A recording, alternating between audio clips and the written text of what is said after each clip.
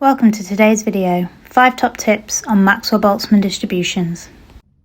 So my first tip is about drawing a Maxwell-Boltzmann distribution. So you can see I've got a number of molecules on the y-axis versus energy on the x-axis. And there's 3 things that I'd like to point out about my curve. 1, it starts at 0, 0. And that's really important because in our sample of gas, no molecules have 0 energy. So all of the molecules have some energy, even if it is a very small amount, and therefore no molecules have no energy, so we must start at the origin. The second thing to point out is that the curve is purposefully skewed. The peak should not be in the middle. It should sit skewed over to the left-hand side, and then the right-hand side should kind of trail down and away from that peak.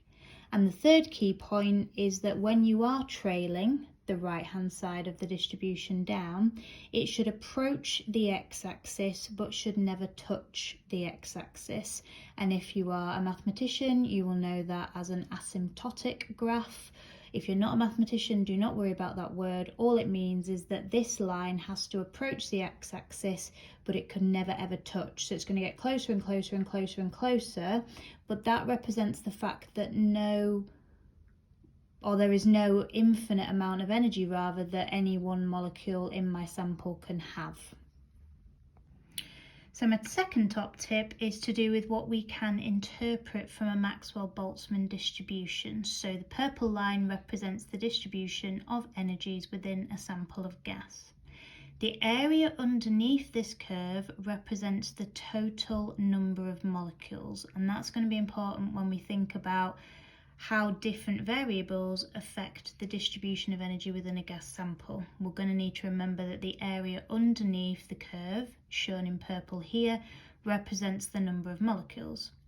What we can also learn from this curve is what the most probable energy of the particles is and what the mean energy of the particles is. So, thinking back to GCSE maths, the most probable energy is representative of the mode, so the most common energy. So all I did to work out this, the EMP, the most probable energy, is I found the peak of my curve because that is where we have the most number of molecules with any one particular energy, and then I used a ruler and I drew a little line on the x-axis where that most probable energy would be. Now the mean energy, which is the same as calculating any sort of mean, we add up all of the energies that all of these molecules have and divide it by how many molecules there are. The mean energy will always sit slightly to the right of the most probable, and that's partly to do with the skewedness of the curve and partly because of the fact that there is no infinite energy that the molecules can have. So the mean energy, and this is really important because questions will ask you this all the time, the mean energy is always slightly to the right of the most probable energy. And there isn't, as far as I'm aware, a little symbol to represent that, so I've just written mean energy. You wouldn't need to know exactly how far right it would be, it's just the mean energy should always be somewhere to the right of the most probable. And the other thing that we can represent on our x-axis is the activation energy, shown here as EA.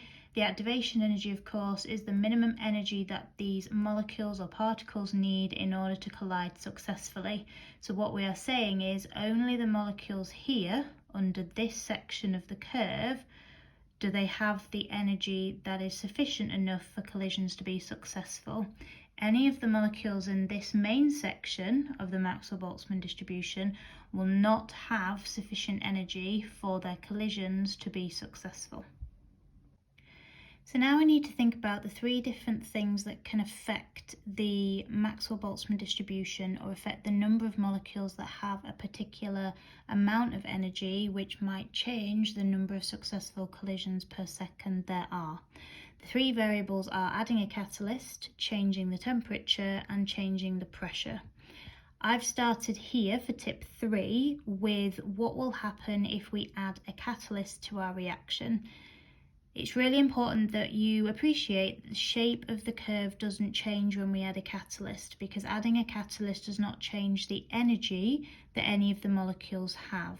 A catalyst works to speed up the rate of a chemical reaction by providing an alternative reaction pathway of lower activation energy, and that's the key bit, the lower activation energy. So the red marked the initial activation energy for this reaction. In the dark blue, we've got the activation energy with a catalyst, and it is lower because a catalyst provides that alternative reaction pathway with a lower activation energy. What that means is now there are more molecules that have this sufficient minimum energy needed for successful collisions to occur. And any of the molecules underneath the curve now up until this blue line will have enough energy to collide successfully. So we've gone from having only the molecules to the right of the red line to now having all of the molecules to the right of the dark blue line.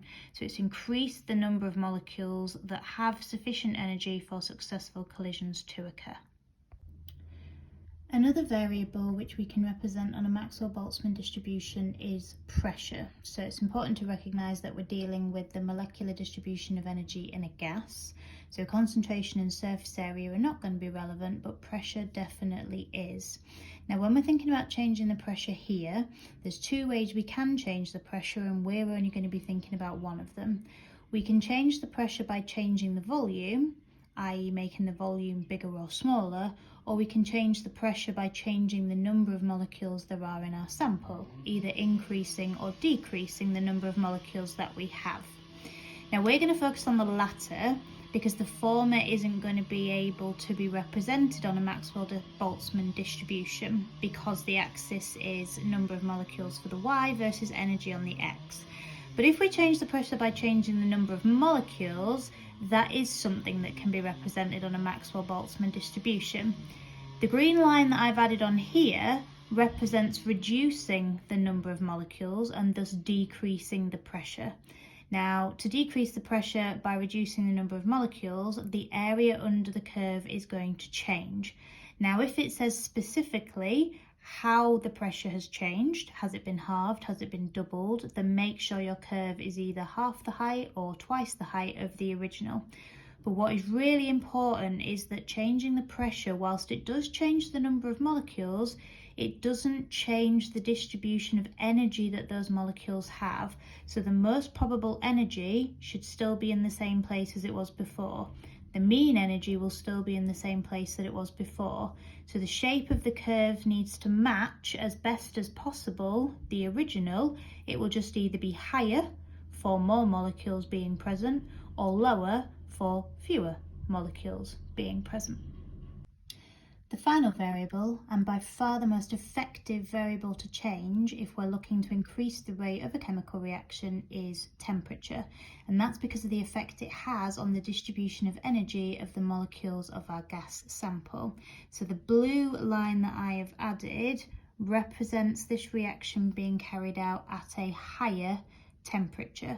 And what we can see is that the energy of the particles or the molecules has all been shifted towards the right. So the most probable energy has moved over to the right, the mean energy has moved over to the right, and most importantly, the area underneath the curve to the right of the activation energy has increased. So in this region here, there are many more molecules now, and those additional molecules will be able to collide successfully with one another, and that's what leads to such a big increase in the rate of a reaction when we increase the temperature.